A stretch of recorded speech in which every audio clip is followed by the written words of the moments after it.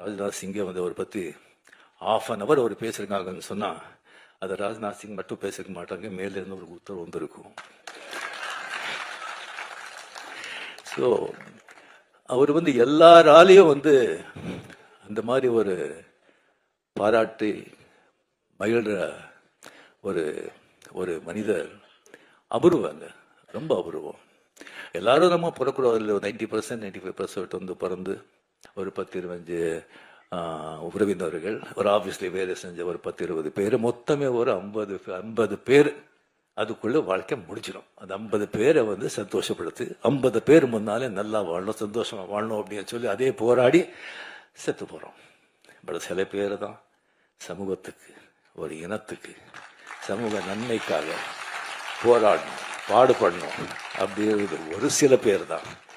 அதற்கு கலைஞர் அதில் ரொம்ப முக்கியமானவர்.